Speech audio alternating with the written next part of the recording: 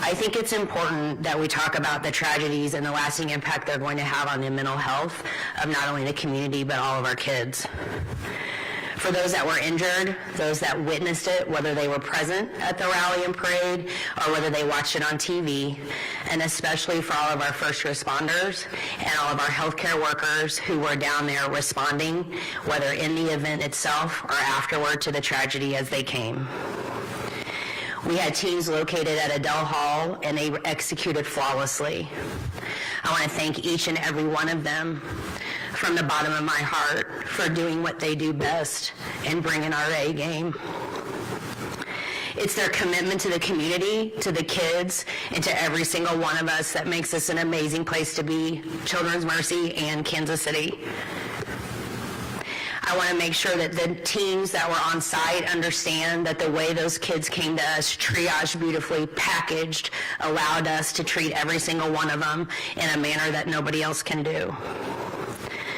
The tragedy in this community was met with strength, compassion, and absolute preparedness, and I could never have been more proud. Thank you guys for being here, and I'd like to introduce Dr. Stephanie Burris, who is our Chief Wellbeing Officer for our Center for Wellbeing. Hi all, thanks everybody for having me today. In the aftermath of yesterday, we know that our community is struggling, our kids are struggling, as is our healthcare workforce.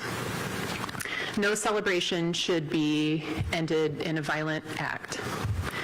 As you may know, our healthcare workforce has been struggling for quite some time. COVID just brought all that to light.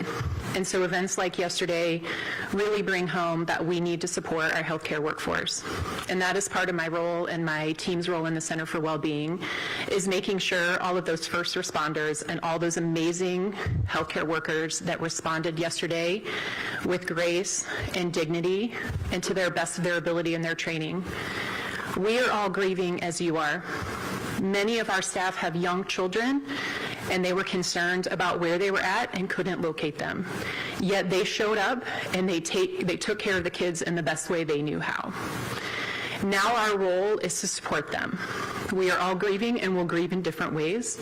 Some are heartbroken today, some will be heartbroken next week, some will be in a month. And we have resources here to help them, and that's what makes Children's Mercy so magical, is that we have those resources. We have our team on site offering in-person and virtual one-to-one support sessions. We have our wonderful facility dogs that we are blessed to have that are here providing staff support and comfort, as well as many other resources available. Now I want to introduce Dr. Shayla Sullivan, who is a child and adolescent psychologist or psychiatrist here at Children's Mercy in our developmental and behavioral health.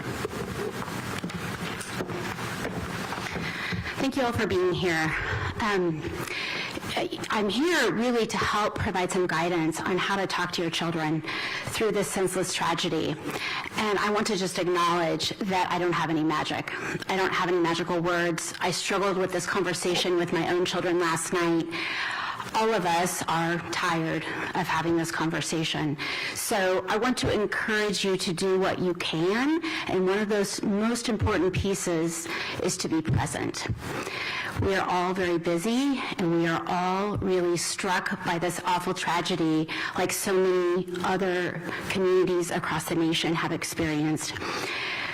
We need to turn off our media at times, we need to set our phones down, and we need to be there for our kids.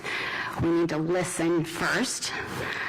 Your natural tendency may be to talk, because that's what mine is, but really listening to our kids and what their fears are, what their questions are, and making sure we understand what they know before jumping in and sharing more information with them. This is hard, so please do take care of yourselves in this process, and please don't hesitate to reach out for help. On our website, we have some guidance for parents, so I encourage you to look at that. But one big message I would have is to seek help if you think you might need it, as opposed to waiting, because we never want to wait.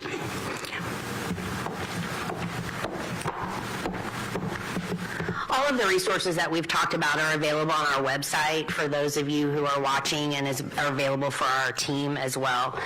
I wanted to thank our entire community and all of you for the outpouring of love and support that we've received. It makes it one of the amazing reasons that we work here, and I could not be more thankful. So we're happy to take some questions if you have any. How extraordinary is it to have so many young patients, young gunshot victims coming all at once? I pause, extraordinary, I'm not sure I would use the word, but I think the question is well placed. It's something we prepare for, honestly, all the time, whether that's through simulation, whether that's through training, and when we knew they were coming, we mobilize in a way that you think you're only going to have to practice for. And so when they came, we were ready with multiple teams standing, waiting to do what we needed to do and to focus on their physical health first. And then, of course, that's just a first step. The next step is now the mental health pieces that will come after. Stephanie, can you help us clarify the extent of the injuries of some of the children? And then earlier today, authorities said the youngest being 8 years old. We're hearing 6. That a 6-year-old that was wounded by gunfire or just injured in the melee? So what I can tell you is just the 9 gunshot wounds. The other ones were what we would call incidental injury.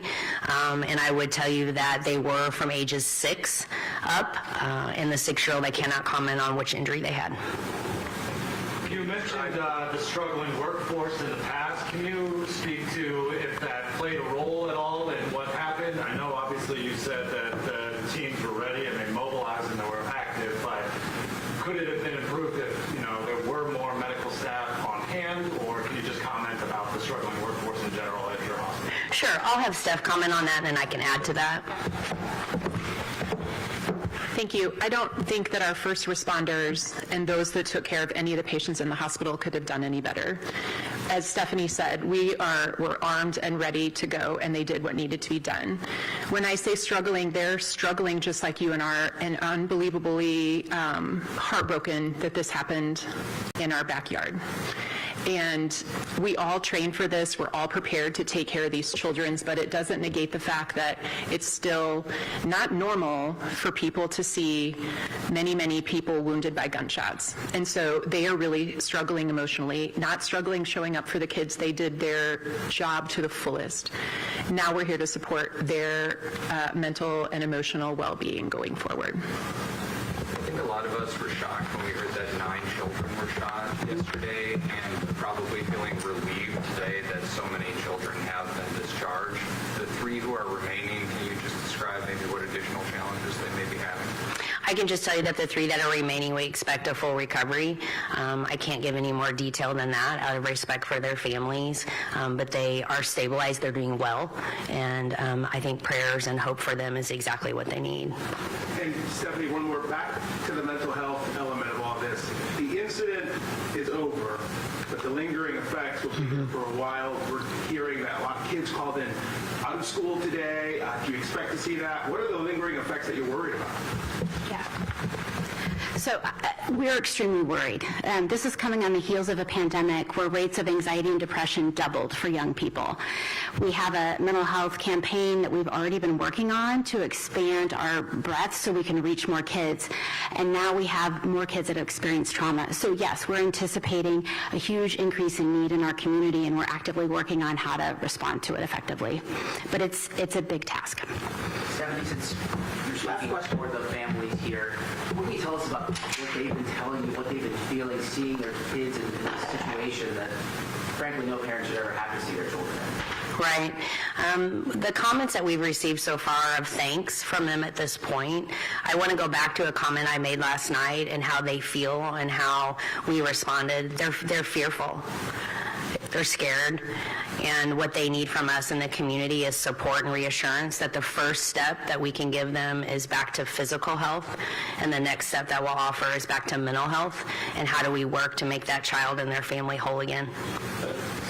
Several Chiefs players mentioned that they wanted to reach out to some of the families. I'm just curious if that's happening. So the Chiefs players have been extremely supportive, as well as the Chiefs organization. They have reached out to us, and we're managing that accordingly. We want to make sure that we're focusing on our patients and our kids and families first, then our staff, and then we will have them help with that. Okay, thanks, everybody. Thank you, guys.